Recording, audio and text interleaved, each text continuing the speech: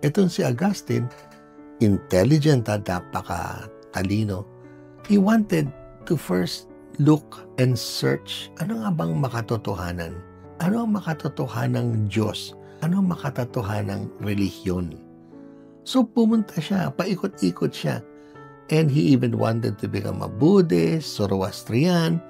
Eventually, he became a Manichaean person na naniniwala there are only two parts of the world, light and darkness, good and evil. Well, okay naman di ba? Pero merong God of evil dun at may God of good. At nagtatalo palagi. Siyempre, di mo alam kung sino mananalo kasi parehong Diyos Pero if there's only one God, and that is good, you're sure evil will fail. Nangyari yan kay Augustine. He went to Milan, dun siya nag-aral at na-discover niya ang Diyos through erudite, great theologian called Ambrose of Milan. And through Ambrose, Augustine was lured, attracted, and became committed and was baptized a Catholic.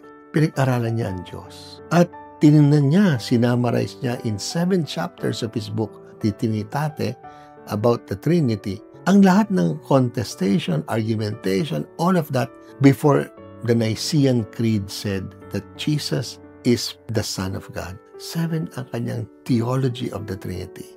Diyan po natin nakabase. For 800 years, the Catholic Church depended on the theology of the Trinity of St. Augustine. Finally, meron siya isa pang libro, The Confessions.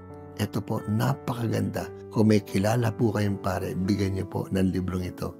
Kasi sinasabi ko sa inyo, walang seminarista na dapat maging pare, hindi niya alam ang Confessions of St. Augustine. Kasi mararamdaman mo tao ang mga pare.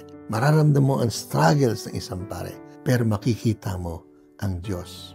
Hindi siya bumabali. He remains faithful kung sino man ang ginawa niyang pare. Augustine, our hearts are restless until it rests in Thee.